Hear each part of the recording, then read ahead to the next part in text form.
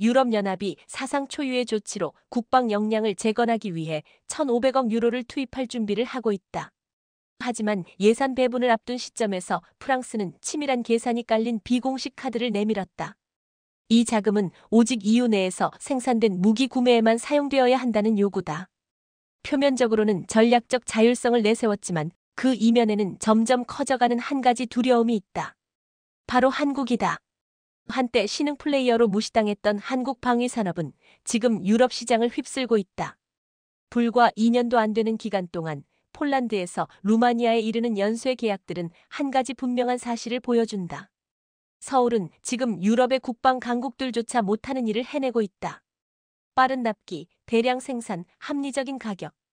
프랑스, 독일, 이탈리아의 무기는 보통 납기에 3에서 5년이 걸리지만 한국의 K9 자주포와 K2 전차는 계약 체결 후 몇 달 안에 전장에 등장한다.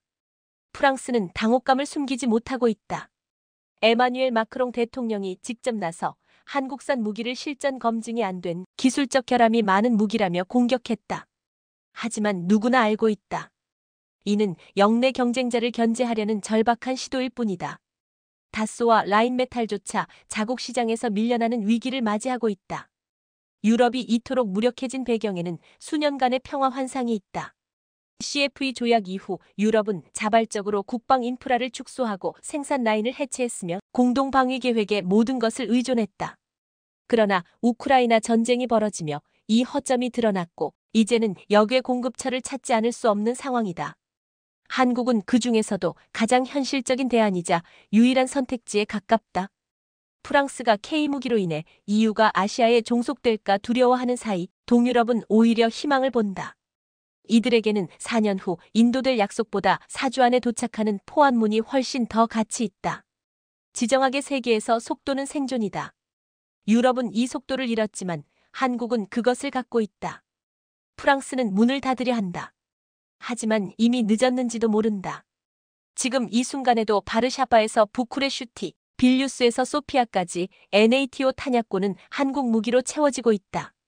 방산 지형을 근본적으로 뒤흔드는 조용한 지각 변동이 유럽에서 진행 중이다. 그리고 파리는 그 사실을 잘 알고 있다. 단지 그것을 막을 수 없을 뿐이다. 이 문제에 대해 좀 더 깊이 들여다보자. 한국 방위산업에 대해 유럽 각국이 견제하는 움직임을 보이는 가운데 한국산 무기의 우수한 성능과 더불어 신속한 납기가 최대 경쟁력으로 주목받고 있다.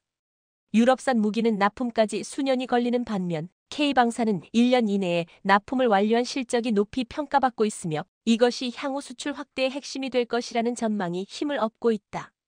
이달 6일 폴란드의 안제이 두다 대통령은 벨기에 브뤼셀의 북대서양조약기구의 NATO 본부에서 마르크 류터 사무총장과 공동 기자회견을 열고 한국 무기를 도입한 이유로 주문 후 1년 내 납품이라는 신속한 납기를 꼽았다. 두다 대통령은 한국 방산업체들은 최신 무기를 몇 개월 안에 공급할 수 있는 반면 유럽의 다른 방산업체들은 납품까지 수년이 걸린다며 한국과 유럽 제품을 비교했다. 두다 대통령의 발언은 본인의 경험을 바탕으로 한 것이다.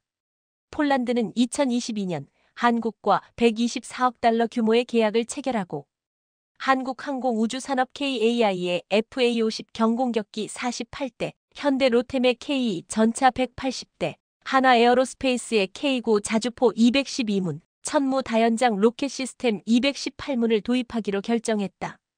계약 체결 후 한국은 신속한 납품 능력으로 세계를 놀라게 했다. 롤란드의 요청에 맞춘 FA50GF12대는 계약 후 불과 1년 3개월 만에 납품됐고 FA50PL은 2028년까지 납품 완료를 목표로 올해부터 인도가 시작된다. K9 자주포와 K2 전차 역시 1차 계약 후 2달 만에 첫 물량이 납품되었으며 이후에도 안정적인 공급이 이어지고 있다. K9 자주포는 현재까지 150문 이상이 납품되었으며 내년까지 전량 납품이 완료될 예정이다. K 전차는 올해 안으로 96대가 납품되며 1차 계약 물량이 모두 쫄란드에 인도될 전망이다. 현대 로템은 추가로 60억 달러 규모의 2차 계약을 준비 중이며 연내 계약이 체결될 것으로 예상된다. 이러한 도입국들의 만족도와 실적은 유럽 내 다른 국가들로의 수출 확대에도 긍정적인 영향을 미치고 있다. 루마니아가 지난해 K9 도입을 결정한 배경에도 쫄란드의 입소문이 큰 영향을 미친 것으로 알려졌다. 루마니아는 폴란드와의 합동 군사 훈련을 통해 한국 무기에 관심을 가지게 되었으며 노르웨이도 루마니아의 K9의 장점을 설명하는 등 계약 성사에 기여한 것으로 전해졌다. K방산의 신속한 납기는 유럽 각국의 견제를 돌파할 결정적인 무기로 평가받고 있다. 유럽연합 EU는 회원국들의 무기 조달을 지원하기 위해 1,500억 유로의 융자를 준비하고 있지만 프랑스는 이를 EU 영내에서 생산된 무기 구매로 한정해야 한다고 주장하며 한국산 무기의 확산을 견제하는 움직임을 보이고 있다. 그 배경에는 유럽의 생산력 부족이 있는 것으로 분석된다. 유럽은 높은 기술력을 보유하고 있으나 유럽 재래식 무기 감축 조약 CFE 체결 이후 생산 인프라를 축소해왔기 때문에 생산 능력이 한국보다 뒤처진다는 평가를 받고 있다. 향후 유럽의 무기 수요는 급증할 전망이다. 도널드 트럼프 미국 대통령이 방위비를 GDP 대비 5%로 상향할 것을 요구하면서 각국이 방위비를 대폭 증액하고 있기 때문이다. 업계 관계자는 K방산의 납품 경험은 최고의 홍보 효과를 가진다. 신속한 납품이야말로 한국산 무기가 유럽 시장에서 갖는 최대 강점이라고 말했다. 왜 일본은 무기를 수출하지 못하는 걸까? 니은 난 공산당 지지자는 아니지만 일본이 무기를 수출할 필요가 있어? 당연히 필요하지. 지금 일본 방위산업은 자위대 물량만으로는 수익이 없어서 속속 철수하고 있는 상황을 보면 분명해. 해외 시장에도 적극적으로 팔아서 이익을 내지 않으면 나중엔 국산 무기를 제대로 만들지도 못하게 될 거야. 얼마 전 공군 훈련기가 해외 도입으로 결정됐을 때 왜 국산으로 안 하냐고 불만을 터뜨리는 댓글이 많았는데 답은 간단해. 해외에 팔 수 없고 자위대 물량만으론 수익이 안 나기 때문에 제조사 입장에서는 굳이 독자 개발할 메리트가 없기 때문이야. 게다가 자위대용으로만 만들면 생산량이 적어서 단가가 비싸지고 결국 같은 수량을 도입해도 다른 나라보다 훨씬 많은 비용이 들어. 그 돈은 결국 우리 세금에서 나가는 거고, 즉 무기 수출이 안 되면 세금을 더 낭비하게 되는 거야. 니은 전형적인 착각이네. 제조사가 원하는 건 일본 정부의 안정적인 주문이야. 무기 산업은 원래 돈이 안 되면서도 골치 아픈 분야라서 굳이 리스크를 감수하면서 수출에 투자할 이유가 없어. 일본의 방위 산업은 전문업체가 아니라 민수 분야에서 강한 메이커들이 많아서 리스크를 감수할 바엔 민수 제품에 투자하는 게 당연하지. 그리고 지금 정부가 예산을 2배로 늘린 덕분에 방위 산업은 국내 시장만으로도 작은 버블 상태야. 그러니 더욱 수출에 신경 쓸 필요가 없지. 수출의 동기는 정치적 의미나 단가 절감 같은 정부 측의 이익 때문일 뿐이고 제조사 입장에선 정부가 보증해준다면 협조하겠다는 정도인 거야. 니은 그런 식으로 배짱 장사하니까 일본 기업들이 다른 나라 기업들한테 점점 밀려서 결국 쇠퇴해 가는 것이겠지. 거참 장사가 서툴다고 해야 할까. 일본 기업이 쇠퇴하고 국민 임금이 낮은 이유가 딱 여기 있지. 그러면서 모든 책임은 정부한테 떠넘기는 거고. 일본은 이런 근본적인 사고방식부터 바꿔야 한다고 절실히 느낀다. 방위산업이 생산라인을 유지할 수 있고 그것도 이 정도 규모를 유지할 수 있다는 건 나라가 유사시에 신속하게 보충, 전력 증강을 할 수 있다는 장점이 있지. 하지만 그것을 유지하려면 항상 재고를 남기고 신규 계약을 따내야 하는데 계속해서 수요를 찾아야 한다면 그 부담도 만만치 않을 거야. 지금은 괜찮지만 나중에 남아도는 잉여 인력과 설비는 어떻게 처리하려나. 솔직히 별로 신경 안 쓰이는 이야기네. 뭐 유일하게 일본 기업들이 안 뛰어든 분야니까. 한국은 자동차, 가전, 스마트폰도 죽쓰고 있으니까 방산을 키우고 싶어 하는 거겠지. 자국 군용 차량이나 항공기를 수출 우선으로 돌린다는 얘기도 있음. 롤란드나 루마니아는 한국 무기가 실전 경험이 없다는 걸 모르고 있겠지. 니은 그래. 한국 무기는 결함투성이에서 그런데 지금 서방 국가 중에서 중장비를 대량 생산할 수 있는 곳은 한국밖에 없어. 전차 생산 라인도 겨우겨우 유지하는 일본이 할 말은 아니지. 원래 국내 수요가 많으니까 유리한 거지. 한편 북한은 우크라이나군을 박살내고 있다고 하더라. 결국 남쪽이든 북쪽이든 다들 한창 활약 중이네. 한국은 이제 세계적인 무기 수출국이 됐으니 이런저런 마찰이 생기는 것도 당연한 거지. 북한은 러시아에, 남한은 유럽에 무기를 공급하고 이제 대리전 시대가 온 건가? 한국 무기가 제대로 쓸만한지는 차치하고 고성능 무기를 기다리면서 몇 년 동안 전력 공백을 만드는 것보다는 1년 안에 수적 전력이라도 확보해 두어야 상대도 쉽게 못 덤비겠지. 나중에 품질 문제로 리콜이나 보상 요구할지도 모르지만 지금 시점에서는 서로 원원이야. 이렇게 한국도 무기 수출을 하고 있구나. 세계에서 12위 정도였나? 그러니까 일본도 각국에 무기를 팔지 않으면 정부가 방위비 증세 같은 소리를 하게 되는 거야. 니은 군사 장비는 그렇게 쉽게 팔 수 있는 게 아니야. 일본산이면 사줄 거다라는 것도 그냥 바람일 뿐이지. 그리고 애초에 무기 수출은 기업이 희생하면서 하는 거라서 이익을 남기기는커녕 피를 흘리면서 하는 자선사업 같은 거야.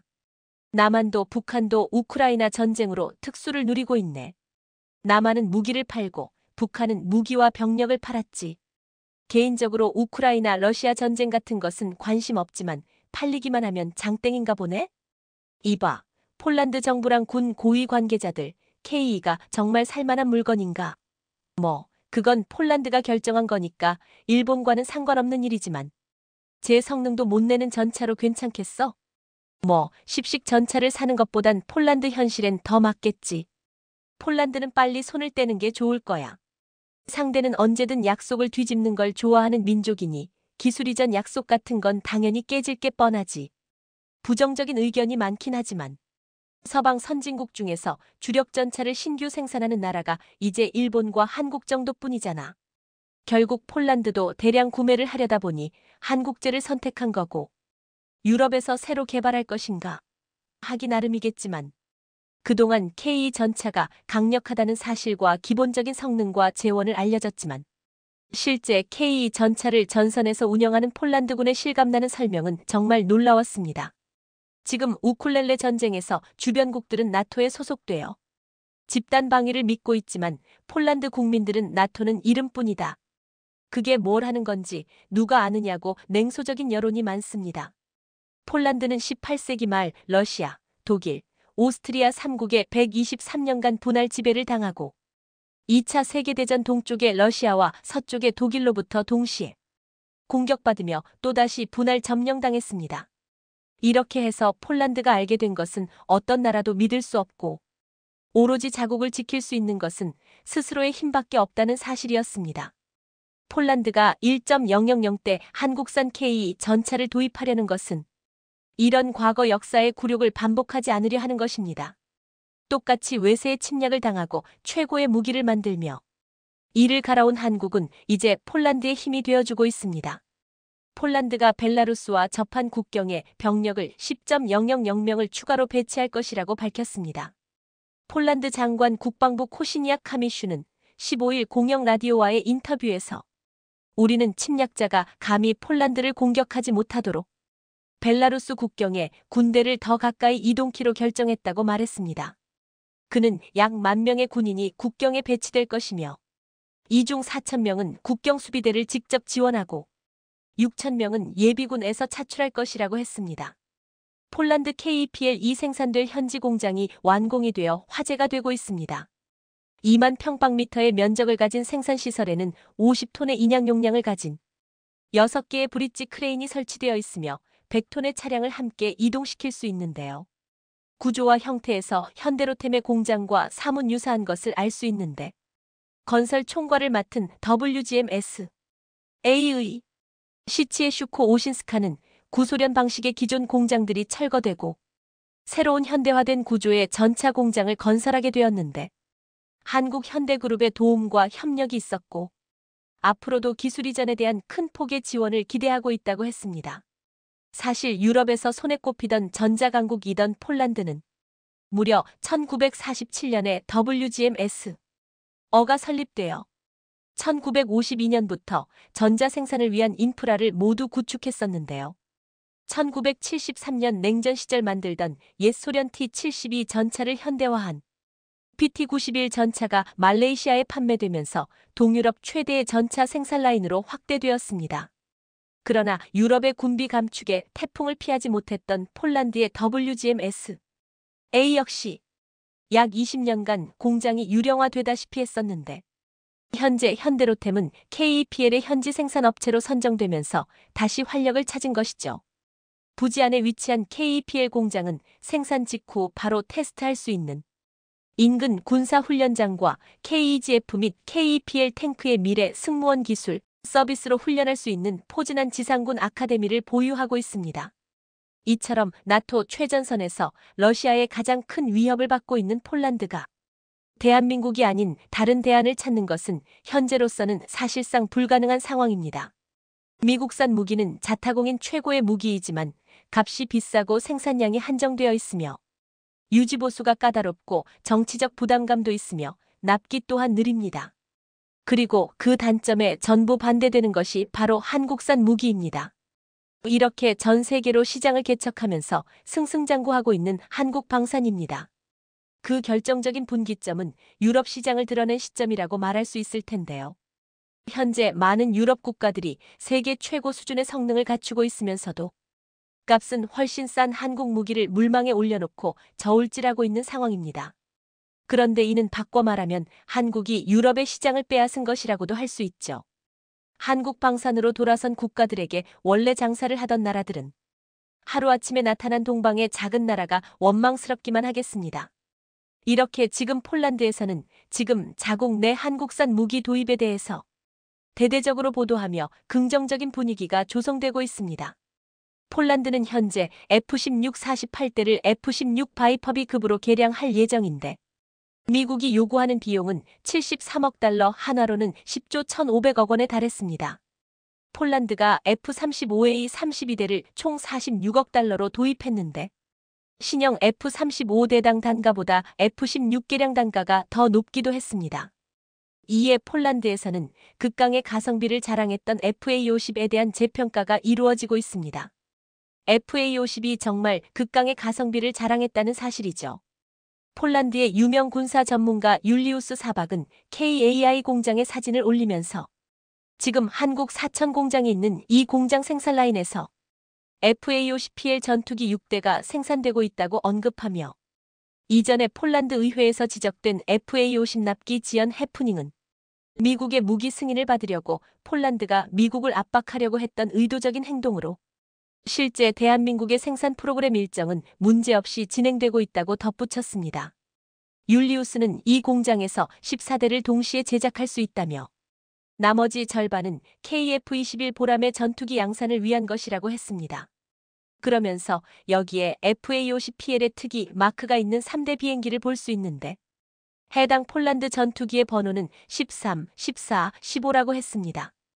또한 공중급류의 팬텀 스트라이크 레이더가 장착되어 시스템의 다양한 요소를 시험하는 프로토타입 항공기도 테스트 중인데 이 기체를 경납고에서 볼 수 있었다며 기뻐했습니다. 지금 폴란드를 비롯해 나토에 소속된 유럽의 국가들은 이런 상황에서 한국은 이들에게 든든한 무기고로 여겨지며 한국과 손을 가장 먼저 잡은 폴란드는 부러움의 대상으로 다시 떠오르고 있습니다. 폴란드는 한국과 계약한 K 전차와 K9 자주포를 빠르게 도입하자마자 실전 배치하며 실사격 장면을 홍보하듯 노출시켜 놀라운 위력을 과시하고 있습니다. 2022년부터 지금까지 폴란드가 구매한 한국산 무기 중 대부분이 이번 계약을 통해 유럽에 첫 발을 내디딘 것인 만큼 의숙치 않은 환경과 상황에 양국 방산 협력에 대한 우려도 컸었는데요. 그러나 그러한 우려도 잠시 한국은 엄청난 속도로 예정되어 있는 납기일 전보다 앞당겨 인도해주는 등 폴란드의 기대를 10분 충족시켜주고 있습니다. 계약이 체결된 지 불과 2년도 채 안 된 시점에서 벌써 폴란드는 이르는데 71대의 K 블랙팬서 전차 120대 K9A1 자주포 54대의 호마르 K MLRS를 보유하게 되었는데요. 총 245대의 기갑 장비를 2년 만에 얻게 된 폴란드는 미국에서도 주목하고 있는 전력입니다. 한국 방산 업체들의 빠른 납기가 가능한 이유에 대해 폴란드 안제이 두다 대통령은 세계에서 가장 현대화되고 첨단화되어 있는 공장 덕분이라며 한국의 공장은 단언컨대 세계 최고 수준이라고 극찬하였습니다. 지난달 한국을 방문한 두다 대통령은 방한 직후 즉시 경남 창원에 위치한 한화에어로스페이스 자주포 공장과 현대로템의 전차 공장을 차례로 방문하였는데요. 이곳을 둘러보는 동안 입을 크게 벌리며 감탄하게 바빴던 두다 대통령은 폴란드 현지 매체들과의 솔직한 인터뷰에서 한국 방산을 칭찬 세례를 계속 이어나갔습니다.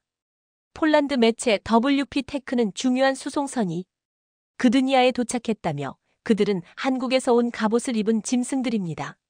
라고 대서특필했습니다. 정말 폴란드에서는 전차가 전장을 뒤흔들어 놓을 짐승과도 같다고 여기고 있습니다. 지난 17일 폴란드군이 폴란드 북동쪽 오르지스에서 K 전차 실사격을 하는 장면이 올라왔는데 훈련을 이끄는 지휘관으로 보이는 자가 한글이 적힌 포탄을 들고 있는 사진에 집중이 되었습니다. 이 포탄은 120 전차 포용이라고 적혀 있었고 그 아래에 연습예광탄이라고 한글로 쓰여져 있었습니다. 이 사진을 보고 국내 네티즌들은 신기해하며 다른 나라 이영만리 이국에서 보는 국산 탄약 K가 지평선을 바라보면서 사격하는 것이 뭔가 이상하다. 라며 한글이 있으니까 어색하다. 포탄에 토로중사라고 써놓은 것 같다라며 신기해하는 반응이 있었는데요. 이렇게 연이어 폴란드군의 훈련 장면이 등장하자 폴란드가 우리보다 훈련을 자주 하고 있는 것 같다는 반응도 있었습니다. 이처럼 폴란드에서는 러시아의 국경에 K 전차와 K9 자주포를 배치해 자신감을 나타내고 있는데 이를 만든 원산지 한국에서 훈련 모습은 더욱더 신뢰감을 주고 있습니다. 이런 상황에서 지금 유럽에서는 새로운 분위기가 만들어지고 있습니다. 그동안 경제 환경 등의 문제에만 집중하던 유럽 국가들이 러시아와 전쟁을 벌이면서 등한시해오던 국방 문제가 가장 큰 화두가 되고 있습니다. 특히 한때 전차 군단이라 불리며 유럽에서 무기 생산에서는 단연 1위였던 독일은 냉전 후 군비를 축소하면서 2019년 주요 무기 중 실전 동원이 가능한 비율이 40%밖에 되지 않았음을 확인했습니다. 독일은 자국이 사랑하는 레오파르트 2 전차도 주변국들에게 중고로 대거 판매한 이력이 있는데요. 이 때문에 나토 회원국들은 독일군의 군비 태세에 좌절하고 있다는 말까지 나왔습니다. 한때 독일은 소련군과 바르샤바 조약군이 서방에 침공할 경우 서독을 거쳐야만 했기에 서방 세계의 든든한 보루였지만 이제는 아무런 힘을 쓰지 못하는 국가가 되어버렸습니다. 군사 전문가들은 독일에게 있어 가까운 미래에 세계대전과 같은 대규모 전쟁이 일어나지 않을 것이라고 판단하며 군비를 줄여 자국의 안보를 미국이나 나토국에 기대어 도덕적 해이를 보였다고 비판했습니다. 하지만 러시아가 우크라이나를 침범하고 독일을 비롯한 나토 국가들에게 큰 위협이 되자 독일은 급기야 지난해 군비를 증강하겠다고 선언했습니다. 그런데 지난 4월 미군 기밀 문건 유출 당시 독일 육군 참모총장이 군비 증강 문제에 대한 중요한 보고서가 유출되었습니다. 해당 보고서에는 독일이 우크라이나 전쟁에 대응해 군비를 증강하기로 했던 나토의 약속을 이행하기 어렵다는 내용이 담겨 있습니다. 독일은 2025년까지 전투 준비가 완료된 기계화 사단을 배치하기로 나토에 약속했는데 병력 부족 및 군사장비 문제 등으로 이를 시행할 수 없다고 내다본 것입니다. 이것은 지금 한국산 무기를 러시아 전방에 바로 배치한 폴란드군과 비교되고 있습니다. 이 때문에 이제 과거의 독일의 자리를 폴란드가 완벽하게 해낼 것이라는 말이 나오고 있습니다. 여기서 중요한 것은 폴란드가 도입한 한국의 전차와 K9 자주포가 러시아에 대항하는 저지선에서 가장 중요한 역할을 할 것이라는 것입니다. 독일은 냉전 종식 후 군비를 줄이는 과정에서 레오파르트 1을 처분해야 했고 이를 유럽의 국가들에게 중고로 싸게 넘기면서 특별한 검증 없이 나토 표준 전차가 되었습니다. 미국의 에이브람스 전차와 영국 챌린저 전차는 여러 차례 개량을 거쳐 초기 모델과는 완전히 다른 전차로 진화했지만 레오파르트 2는 1980년대 나온 것과 그닥 달라진 게 없었습니다. 독일은 뒤늦게 A7 모델을 출시했지만 이를 구입한 나라는 사실상 거의 없었습니다. 레오파르트 2 전차는 실전 경험이 별로 없었지만 지난 2016년 시리아 북부 침공 당시 무기력한 모습을 보여줬습니다. 당시 육군은 처음에 미국의 구형 패튼 전차를 투입했다가 큰 피해를 입고 밀리자 자국의 최정예 전차인 레오파르트 2A사를 투입했습니다. 상대 측은 대전차 무기를 실은 픽업 트럭으로 왔었는데 몇 시간 만에 레오파르트 8대가 격파되고 2대는 상대에게 빼앗겼습니다. 이 중에 레오파르트 전차 5대는 마치 옛 소련제 전차처럼 포탑이 찢어져 버린 채 날아가 버렸고 나머지 3대도 대전차 로켓 한두 발에 시커멓게 타버렸습니다. 이것은 픽업 트럭에서 쉽게 격파당한 레오파르트 2의 속도가 얼마나 느리고 방어력이 약한지를 실전에서 제대로 보여주었습니다. 문제는 레오파르트 2H7도 개량을 했다지만 당시 처참하게 당한 차체와 같다는 것입니다. 지난 3일 포린폴리시는 지금 유럽 국가들은 러시아 위협에 맞서는데 계속 독일 전차에 의존할 수 있을지 의문을 품고 대안을 찾고 있다고 했습니다. 몇 년 전 독일은 자신들이 주도하는 유럽 공동전차 개발 계획에서 폴란드를 배제했습니다. 이에 폴란드는 한국과 손을 잡고 K2 전차를 생산하여 유럽 전차 시장을 장악하겠다는 구상을 했습니다. 한국의 전차는 놀라운 기동성과 최첨단의 성능을 가진 뿐만 아니라 뛰어난 생산력과 가성비까지 지니고 있어 독일산 전차를 완벽하게 대체할 수 있다는 것이었습니다. 결국 이러한 폴란드의 구상이 한국과 손을 잡자 현실로 이루어지고 있습니다. 이제는 유럽 전차의 표준이 독일제가 아닌 한국산이 될 가능성이 커지고 있다는 것입니다. 최근 네덜란드가 더 이상 독일의 전차만을 믿을 수 없다며 새로운 전차를 도입해야 한다고 보도했고, 지난 14일 합참의장이 스웨덴을 방문해 스웨덴 군 최고 사령관과 만나 회담을 나눴습니다. 이렇게 많은 유럽국들이 이제는 한국을 바라보고 있습니다. 최근 한국이 독일과 군사비밀정보 보호 협정을 체결할 것이라는 보도가 나오자 독일에서는 독일이 한국과 군사기밀을 공유한 이유가 무엇입니까? 라는 질문이 나오기도 했는데요. 이에 독일 매체 도이치벨레는 이렇게 말했습니다. 한국군이 안보 문제를 공유하는 나토 및 기타 국가의 부대와 함께 훈련에 참여하는 것이 합리적입니다. 이러한 훈련은 군수품 무기 시스템 및 부품의 상호, 운용성을 보장하는 데 매우 중요하며 공급망이 보장됩니다. 독일 해군과 공군이 한국군과 함께 훈련에 참여하는 동안 한국은 유럽의 첨단 무기 시스템을 수출하고 있습니다. 심지어 그동안 변속기 개발에 어려움을 겪으며 독일 랭크사의 변속기를 탑재해 왔었는데요. 그러나 올해 S&T 다이내믹스가 개발한 국산 변속기가 성공적으로 테스트를 통과하면서 전차에 탑재하게 되었습니다. 이미 S&T 다이내믹스의 변속기는 K9 자주포와 크랩 자주포, 이렇게 알타이 전차, 호주 레드백 장갑차에도 수출된 상황입니다. 김종도 애슬레틱 기술소장은 1500마력 국산 자동 변속기에 대해 엔지니어 입장에서 세계 최강의 변속기라고 확신한다고 강조하면서 과거 구매 납품에 실패한 변속기의 경우 일부 부품을 독일 업체에 용역을 만들었지만 8년의 시간 동안 강관 설계와 변속 제어 장치 등의 핵심 부품 꼭 산하로 완전히 다른 변속기가 탄생했다고 밝혔습니다. S&T 1500마력의 자동 변속기는 세계 최초 전진 6단 후진 3단인데요. 전진 5단 후진 2단의 독일 제품보다 부드러운 변속을 지원해 주행 안전성과 연비 등의 강점이 있습니다. 폴란드의 MSPO 비교 전시장에 참가한 폴란드 군 관계자들은 잇따라 부스를 찾아 이곳이 한국에서 만든 전차의 심장이냐며 많은 관심을 보였습니다.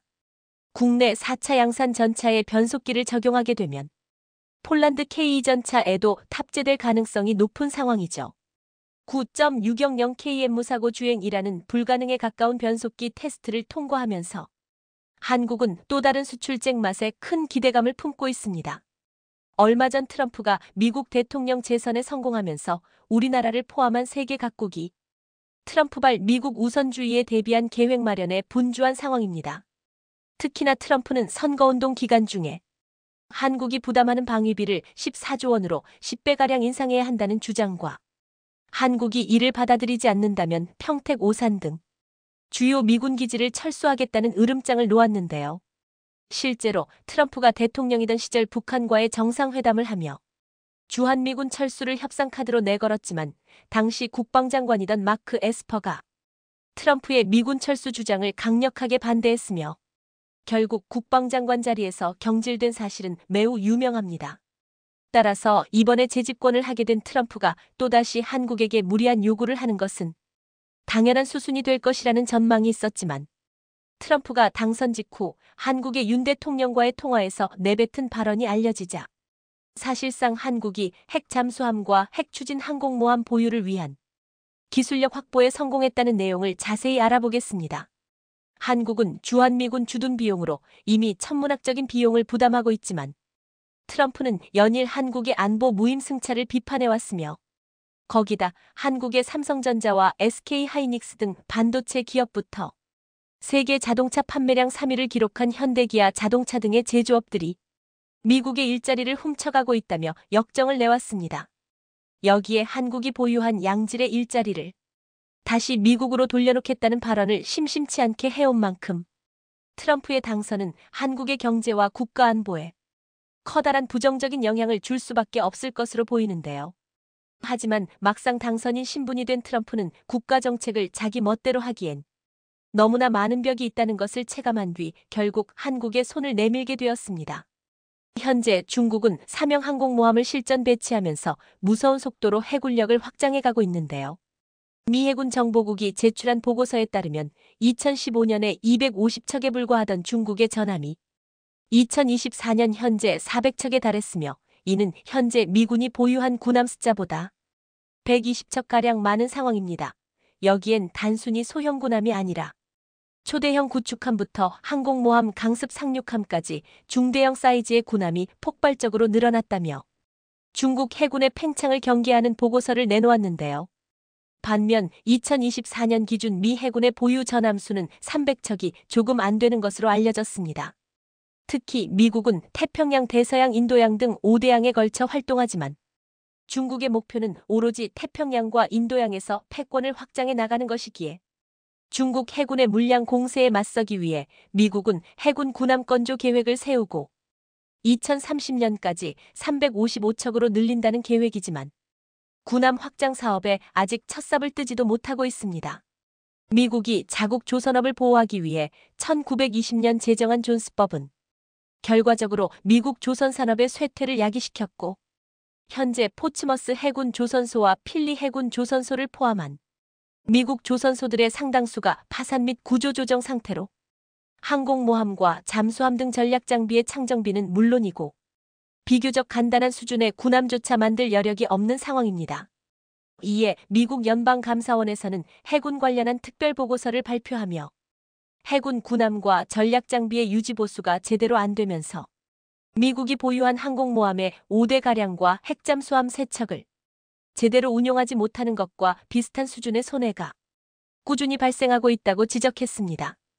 반면 중국의 경우는 저렴한 인건비와 물량 공세로 전 세계 조선 물량의 60%를 차지하면서 규모를 키웠고 이를 바탕으로 군함과 항공모함, 잠수함 등 전략 자산의 생산에 박차를 가하고 있는 상황입니다. 이에 결국 미국은 지난해 한국을 향해 SOS를 요청했는데요. 1920년부터 100년간 존속되어 온 존스법을 깨고 한국에게 최초로 미 해군 군함에 대한 유지보수 MRO를 맡긴 것입니다. 군함이 한번 건조되면 기본 30년에서 40년 이상 운용되는 만큼 유지보수가 매우 중요하며 돈도 많이 들어가는데 기존에는 미국에서만 하던 MRO를 이젠 한국에서 하겠다는 것이며 한국의 조선업 기술력을 인정할 수밖에 없는 상황인데요. 그런데 트럼프가 여기서 한술 더 떠서 단순한 유지보수가 아니라 군함, 잠수함, 항공모함의 건조까지도 한국의 도움이 절실히 필요하다는 언급을 한 것입니다. 몇 시간 전 당선된 트럼프는 윤 대통령과의 통화에서 한국의 군함 건조 능력은 세계 최고 수준이고 미국은 이를 절실히 필요로 한다고 언급했습니다. 아무리 동맹국을 ATM 취급하는 트럼프이지만 중국의 해군 물량 공세 앞에서는 결국 전 세계 조선 기술력 1위이자 로켓 배송급의 납품 속도를 자랑하는 한국에게 미 해군의 군함과 잠수함 등을 건조해달라고 SOS를 요청할 수밖에 없게 된 것입니다. 한국이 미 해군의 군함과 잠수함 그리고 항공모함 등의 전략장비 건조와 유지보수 사업에 참여하면 기본적으로 수십 년간 유지관리 비용을 받을 수 있는 것은 물론이고 두 번째로 미 조선소의 운영권을 합법적으로 얻어내 그동안 미국이 축적해온 기술과 노하우, 장비의 운용 방식을 직간접적으로 얻을 수 있기 때문입니다. 특히 상황 판단이 빠른 한화에서는 미국의 필리 조선소를 아예 인수까지 해가면서 미 해군 MRO 사업과 건조 사업에 적극적으로 나서고 있는데요. K9 자주포를 비롯해 수많은 방산 장비와 전략 자산을 만들면서 세계 최고 수준의 조선 기술을 보유한 한화가 미 해군 군함과 항공모함 잠수함을 분해 조립하는 노하우가 쌓인다면 한국의 차기 핵잠수함과 핵항공모함 건조에 압도적인 도움이 될 것이란 얘기가 나오고 있습니다. 실제로 트럼프의 이런 발언이 언론을 통해 공개되자 한국 조선주들의 주가가 급등하기 시작할 정도로 시장에서 바라보는 기대감이 생각보다 큰 상황입니다. 특히 트럼프는 지난 2017년 당시 한국의 미사일 사거리를 해제해준 장본인인 만큼 이번에도 의도하지 않았던 한국의 군사기술 발전에 도움을 줄 수 있다는 얘기가 나오고 있습니다.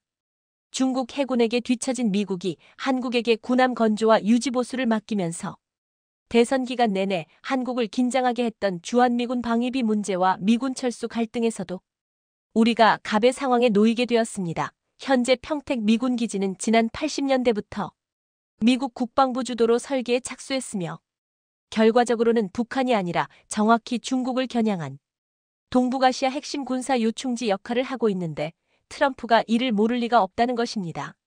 지금도 중국의 해군 물량 공세에 태평양과 인도양의 패권 싸움을 걱정하고 있는 미국이 지난 30년 동안 준비하고 구축해온 미군 기지라는 요새를 그냥 두고 철수할 리가 없다는 것입니다. 이로써 한국은 미국에 대항할 카드가 하나 더 생기게 된 것인데요. 얼마 전 한국은 바이든의 임기 안에 방위비 분담금 협상을 마무리 지었고 비용을 소폭 올리는 것으로 확정지었습니다. 12차례에 걸친 릴레이 회의 끝에 2026년 분담금을 1조 5천억 원 수준으로 정하고 2030년까지의 분담금은 소비자 물가지수의 증가율을 반영하여 인상하는 것으로 합의를 보았는데요. 결과적으로 따지면 2030년까지 1조 5천억 원의 합의를 본 것입니다. 트럼프는 얼마 전 선거운동을 하던 당시만 해도 바이든 대통령이 임기 막바지에 국익에 손해를 끼치는 협상을 했다고 비판하며 자신이 집권하면 한국과의 방위비 계약을 전부 무효화할 것이며 한국이 현재 분담하고 있는 방위비의 10배에 달하는 13조 원의 방위비를 받아낼 것이라고 말했으며 한국이 이를 거부한다면 즉각적으로 미군을 철수하겠다고 으름장을 놓았지만 최근에 중국의 팽창이 너무 두드러진 만큼 트럼프도 막무가내로 한국에서 발을 뺄 수는 없다는 계산이 나오는 것입니다. 여기에 트럼프가 정말로 미군 철수를 결정한다면 한국에게는 돌이킬 수 없을 정도로 호재라는 분석이 나오고 있는데요. 트럼프의 오른팔로 불리며 최측근이던 참모들이 하나같이 입을 모아 한국의 핵무장 가능성을 언급하고 있기 때문입니다. 무엇보다 한국은 핵을 만들 능력과 기술력이 충분하여 의지까지 있는 유일무이한 국가입니다.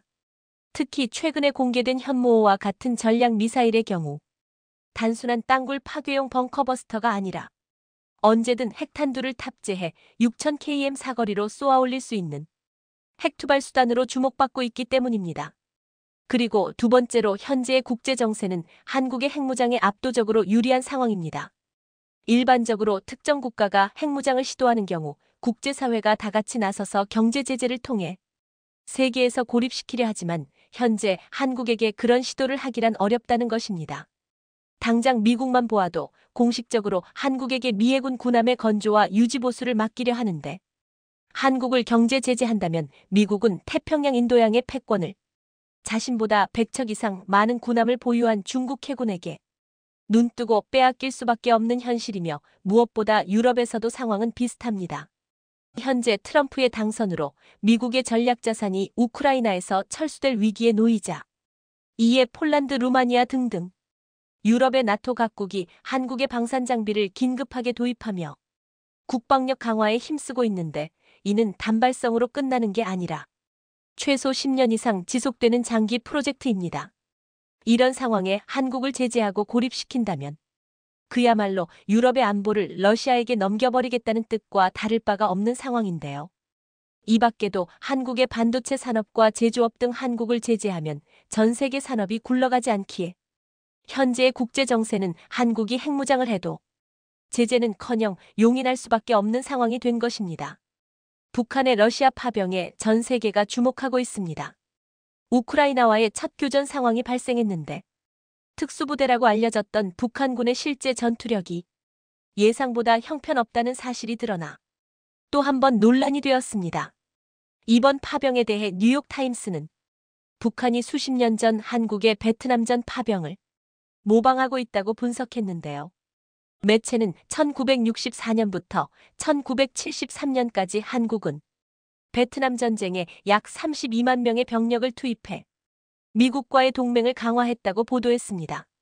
그러면서 다시 한번 베트남전이 화제가 되고 있습니다. 베트남 전쟁은 미국이 유일하게 승리하지 못한 전쟁으로 기록되었습니다.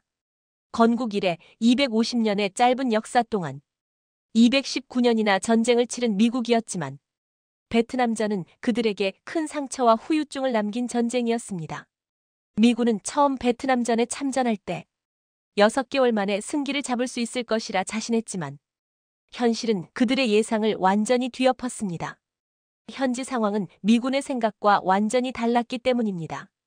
울창한 밀림과 험준한 지형은 미군의 작전 수행을 어렵게 만들었고 실전 경험이 전혀 없는 신병들로 구성된 미군은 정신적 압박에 시달렸습니다.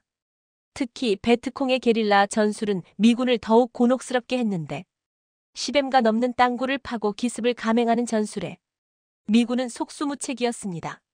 미군은 체격이 왜소한 병사 600명을 선발해 땅굴 침투 훈련을 시켰지만 산소 부족과 정신적 압박감으로 인해 이마저도 실패로 돌아갔습니다. 밀림 지형으로 인해 보급품 보충도 어려웠던 반면 현지 지리의 밝은 베트콩은 미군의 공중 폭격에도 불구하고 원활한 보급을 유지했습니다. 베트콩들은 주민들 사이에 숨어들어 게릴라전을 펼쳤고 군복이 아닌 일반 옷을 입고 있었기에 미군은 적과 민간인을 구분하기조차 어려웠습니다. 이런 위기 상황에서 미국은 동맹국들에게 도움을 요청했고 한국도 이에 응했는데요. 이는 미국이 가장 잘한 선택 중 하나로 평가받게 됩니다. 특히 한국이 최적의 참전국으로 기록된 이유는 한국 전쟁이 끝난 지 10년밖에 되지 않아 실전 경험이 풍부한 군인들이 많았기 때문입니다. 한국군의 참전으로 전쟁의 양상은 크게 바뀌었습니다. 미군과 달리 한국군은 높은 사기와 적극적인 전투 자세를 보였고 허리까지 차오르는 늪지대에서도 해가 뜰 때까지 수색을 계속하는 등 투철한 임무 수행 의지를 보여주었습니다. 나아가 한국군은 미군의 통제를 받지 않고 독자적인 작전 통제권을 요구했습니다. 이는 한국군을 보호하기 위한 결정이었고 미국과의 협상 끝에 작전 통제권을 얻게 됩니다. 비록 구식 무기인 에밀 게런드 소총으로 무장했지만 한국군은 놀라운 전투력을 보여주었습니다. 미군이 9대1의 사상자 교환 비율을 기록할 때 한국군은 25대1이라는 압도적인 성과를 거두었습니다. 푸카산 전투는 한국군의 능력을 입증한 대표적 사례입니다. 미군은 이 전투를 한 달 이상 걸릴 것으로 예상했지만 한국군은 단 며칠 만에 성공시켜 세계를 놀라게 했습니다. 적의 폭격과 침입에 대비해 2에서 3명이 들어갈 정도의 원형 구조로 홀을 파고 거미줄처럼 연결한 뒤 밖으로는 철조망, 클레이모어, 지뢰 등을 설치하고 안으로는 박격포 진지, 헬기장 등을 설치해 완전 요새를 구축한 다음 1개 중대 병력으로 적군 2개 대대 병력을 격퇴하고 지역을 장악하기에 이르렀는데요. 두코 전투 역시 엄청난 공로가 기록되었습니다.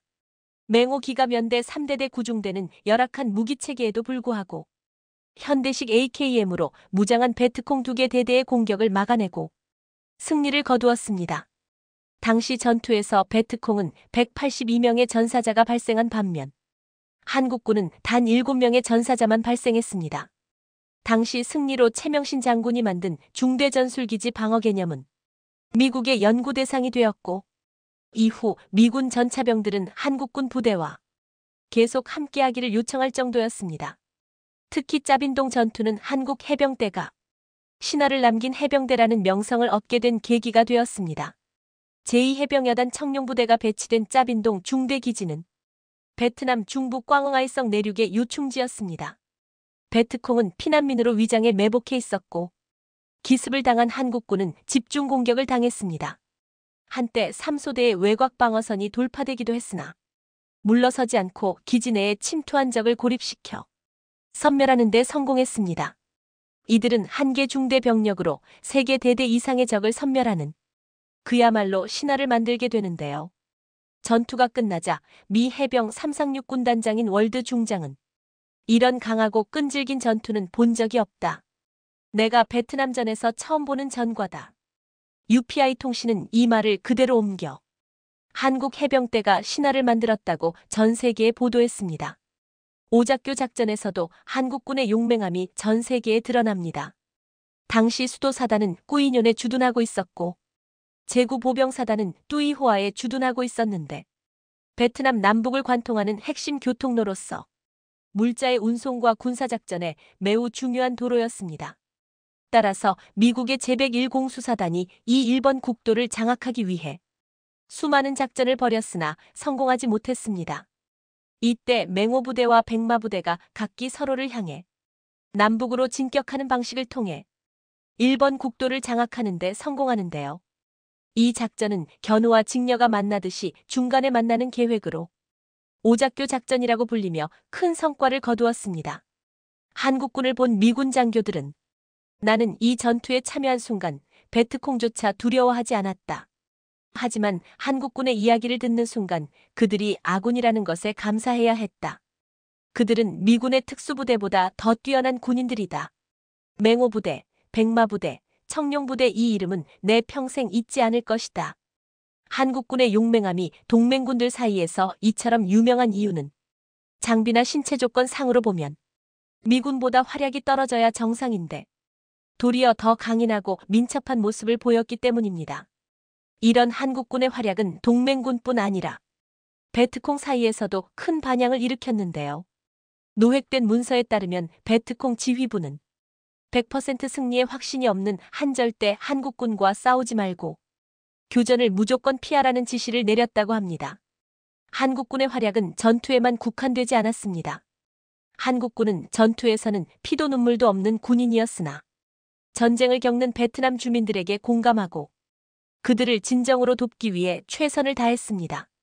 민간인과 접촉하지 말라는 미군의 반대를 뒤로하고 한국군은 민심 확보를 최우선 과제로 두고 대민작전과 지원에 큰 관심을 기울였는데요. 참전 기간 동안 352만여 명에 대한 진료, 1만 9천여 톤의 식량 지원, 46만여 점의 의류 보급, 6천여 대의 농기구 제공, 3천여 동의 가옥 및 교실 건설, 132개의 교량 건설, 394km의 도로 건설, 90만여 명에 대한 태권도 보급 등 광범위한 민사 지원을 실시했습니다. 이러한 한국의 전투력과 민사작전은 세계의 이목을 집중시켰습니다. 한국군의 민사작전은 유엔에서도 인정받았으며 현재까지도 세계 최고 수준으로 평가받고 있습니다.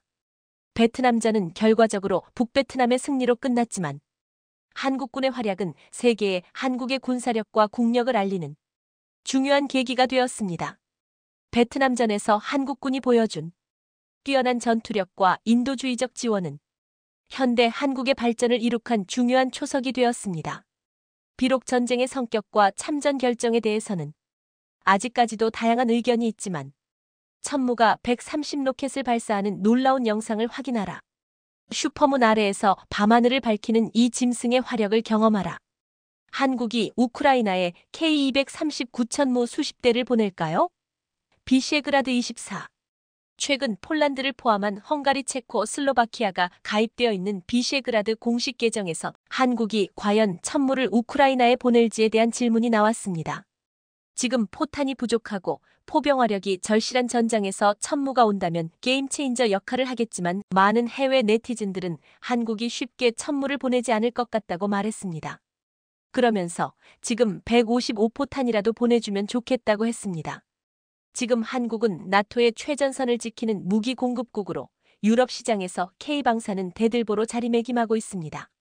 러시아의 우크라이나 침공 이후 K방산 제품을 문의하는 나토 회원국들이 늘어나고 있는데 이들이 가장 큰 관심을 보이는 것 중에 하나가 천무입니다.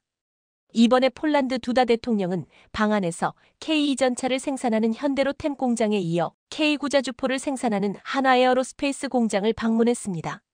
그런데 두다 대통령의 시선에 K9 자주포보다 폴란드형과 다른 UAE가 주문하는 천무와 결합할 체코 타트라 트럭이 눈에 띄었습니다.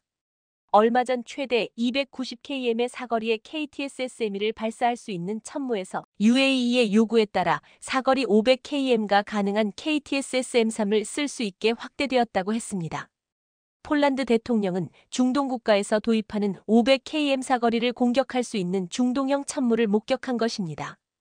UAE의 요구에 따라 한국은 사거리 500km가 가능하게 승인했는데 폴란드를 비롯한 많은 국가들은 한국산 다연장 로켓 천무에 더욱더 관심을 갖고 있습니다.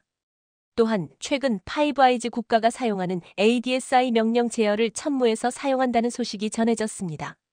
미국, 영국, 호주, 캐나다, 뉴질랜드가 포함된 파이브 아이즈 국가의 ADSI 명령 및 제어를 납품하는 울트라이랜드시가 최근 이를 한화의 K239 천무 다연장 로켓 발사 체계와 통합하기 위한 양해각서에 서명했습니다.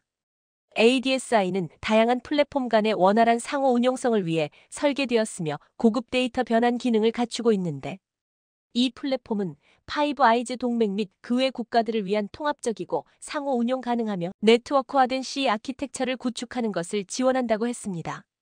일각에서는 K9 자주포가 사실상 나토의 표준 자주포가 되었는데 이제 천무도 나토를 비롯한 많은 나라들이 도입할 가능성이 높아졌다고 말하고 있습니다.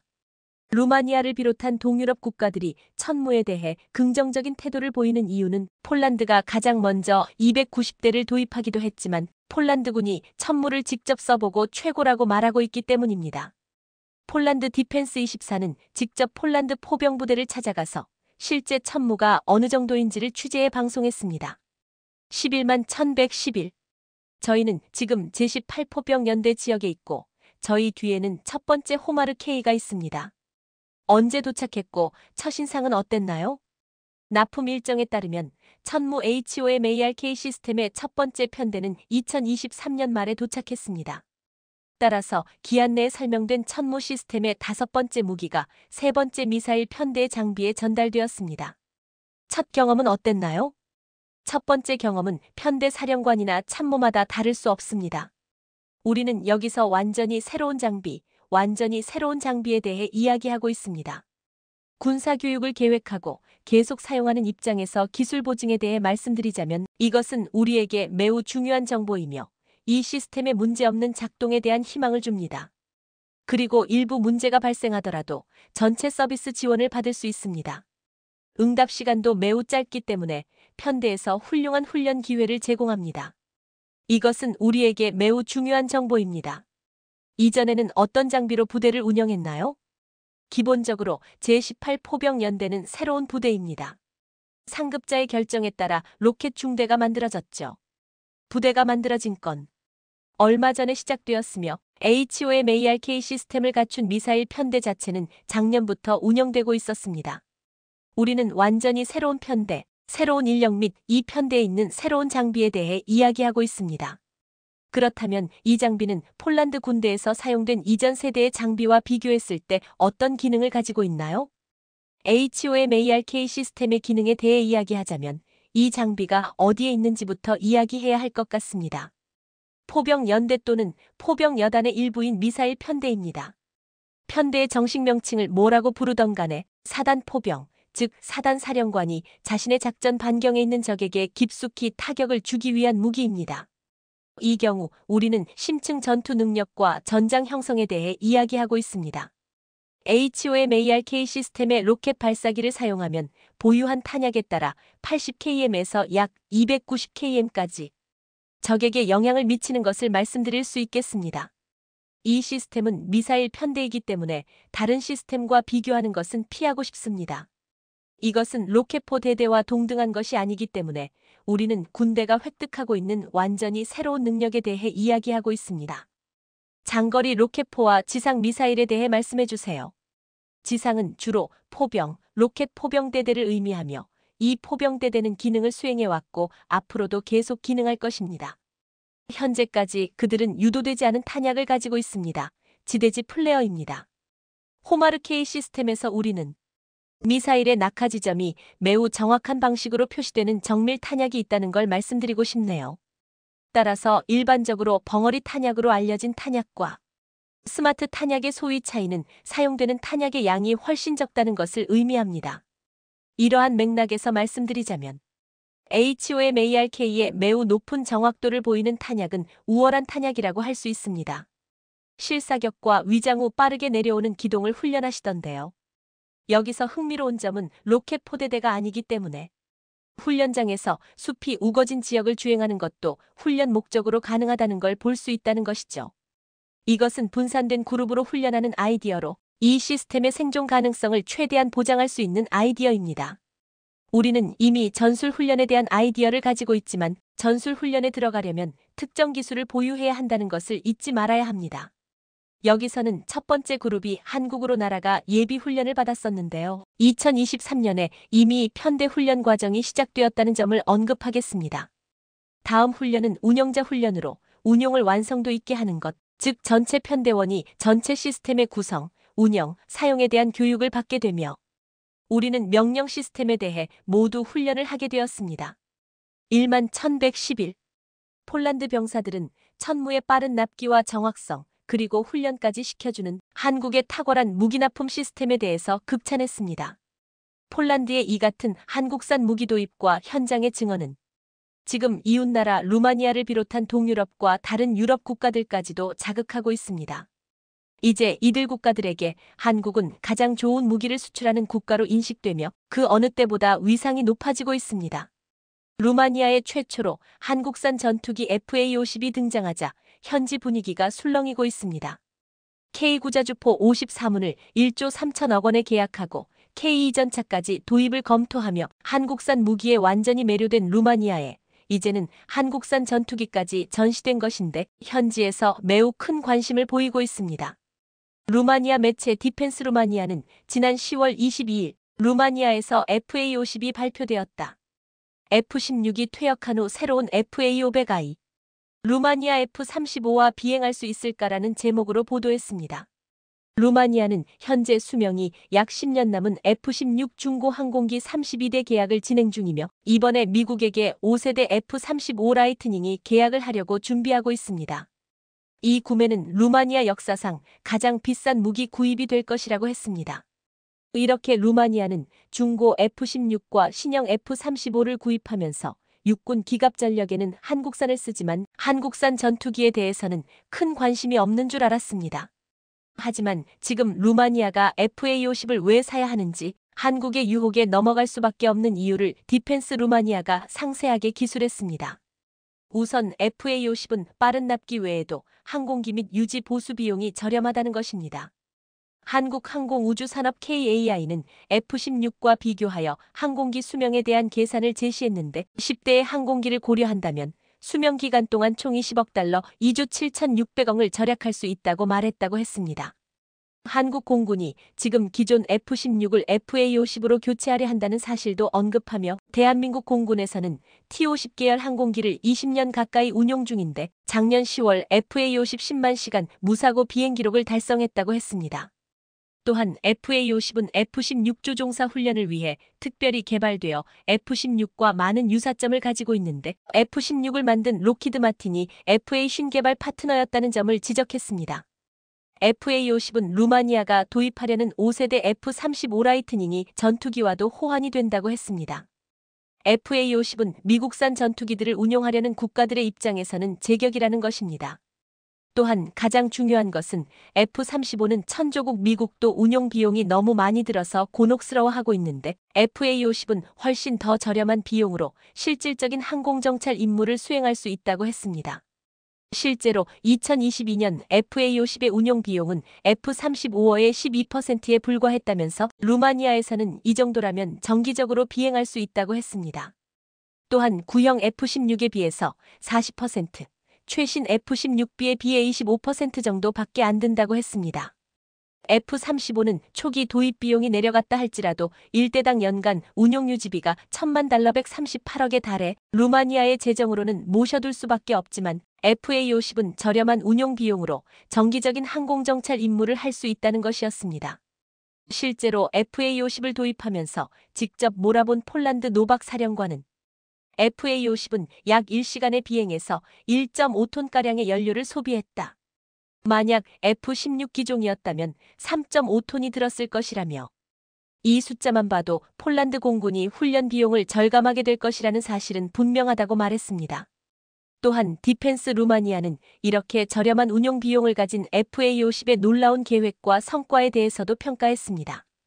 현재 한국 공군은 FA-50을 다목적 항공기로 사용하고 있는데 초음속 능력과 기동성, 기술적 능력을 갖춰 훈련뿐만 아니라 다양한 임무를 수행하고 있다고 했습니다. KAI는 300대 이상의 전투기를 생산되했만 우리는 전투기를 계속 개선하고 있다라고 말했다고 했습니다.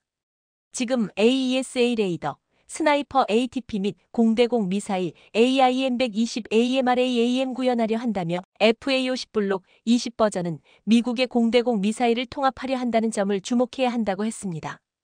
동시에 FA-50은 드론을 조종하는 능력도 갖게 된다고 했습니다.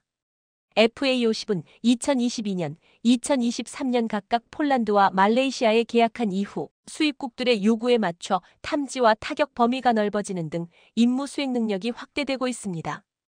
FA-50은 진화하는 플랫폼으로 최첨단 항전 트렌드와 고객의 소요에 맞게 거듭해서 성능을 개량하며 이를 위한 연구개발 투자가 지속적으로 이루어지고 있다는 것도 매력적인 부분이라고 했습니다.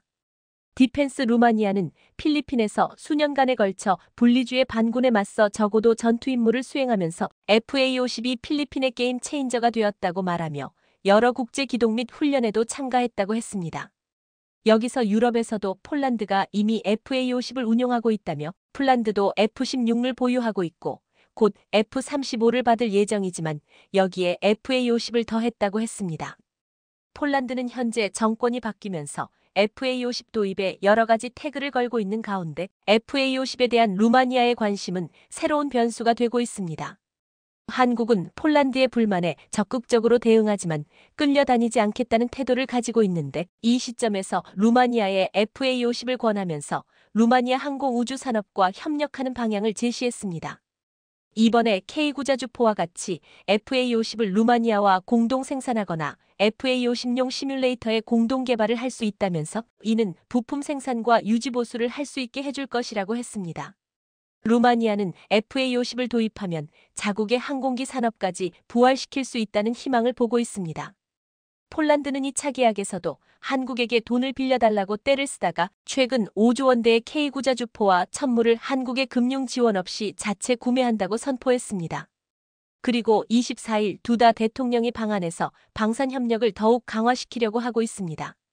이러한 폴란드의 움직임은 미국 대선에서 트럼프가 당선될 가능성이 높아지며 러시아 우크라이나 전쟁이 러시아의 승리로 끝나면 당장 폴란드가 최전방에서 러시아를 상대해야 하기 때문이라고 보고 있습니다. 이같이 폴란드가 긴급한 상황이 되었기에 빠르게 움직이고 것으로 해석되었습니다. 그런데 일각에서는 지금 폴란드는 한국산 무기의 유럽 허브가 되려고 했는데 이를 자칫 루마니아에게 빼앗길 수도 있다는 우려 때문으로 분석하는 이들도 있습니다. 루마니아 매체 디펜스 루마니아는 10월 23일 레드백에 대한 놀라운 소식을 보도했습니다. 루마니아는 300대에 달하는 4조 5천억 원가량의 보병 전투 차량의 메라이 장비 프로그램을 시작할 예정인데 여기서 한국의 레드백에 대한 관심이 굉장히 커지고 있다고 보도했습니다. 올해 루마니아는 K구자주포 54대 구매 계약을 하며 현지 생산 공장을 구축하는데 한국의 추가적인 목표는 REDBACK 전투 차량도 이곳에서 생산되며 유럽의 허브가 되게 하는 것이라고 했습니다. K구자주포 공장에서 바로 레드백 장갑차도 생산할 수 있기에 공장을 연결해서 가동할 수 있고 이를 추후에 유럽에 생산되는 물량까지 뽑아낼 수 있다는 말이었습니다. 최근 성일 국방부 차관은 디펜스 루마니아 스튜디오에 나와 K구자주포는 이미 계약이 체결된 차량입니다. 이는 REDBACK 시스템과의 또 다른 협력으로 이어질 수 있습니다. REDBACK는 동일한 셰시와 다른 시스템 중 일부를 사용합니다. 즉, 다른 생산 능력에 투자할 필요가 없습니다. 그래서 루마니아의 K9 공장이 완공되면 레드백에도 같은 생산 라인을 사용할 수 있게 됩니다. 따라서 시간, 비용, 예산을 절약하여 더 많은 제품을 생산할 수 있습니다라고 말했습니다. 루마니아는 지금 지난 8월 완공되어 가동하고 있는 호주 생산 공장의 사례들 지켜보고 있습니다. 이곳에서는 호주형 K구자준포 AS9 30문과 AS10 15대 그리고 레드백 129대를 생산합니다. 레드백은 2026년부터 이 공장에서 본격 양산에 들어간다고 했습니다. 이 호주 생산 공장을 보면서 루마니아는 큰 자극을 받고 있습니다. 이미 폴란드는 K9자주포뿐만 아니라 레드백 도입을 진지하게 검토하며 지난 2022년 현지 시연을 벌인 바 있습니다. 당시 시연에 참여한 폴란드군 스타니크 중령은 인터뷰에서 기계화 부대 입장에서 봤을 때 레드백은 현재 운용 중인 BWP-1 보병장갑차에 비해 기술적으로 50년은 앞서 있다고 말했습니다. 지금 폴란드는 1차 계약에 이어 2차 계약이 지연되면서 레드백의 이야기가 쏟 들어간 상황입니다. 이에 폴란드를 따라 한국산 무기를 도입하는 루마니아가 레드백의 유럽 생산허브가 될 수도 있다는 말이 나오고 있습니다. 루마니아는 비록 폴란드보다 뒤늦게 한국산 무기를 도입하고 있지만 이제는 폴란드에 앞서 현지 생산 공장을 구축하고 더 나아가 유럽의 허브 역할을 도맡아 하려고 하고 있습니다.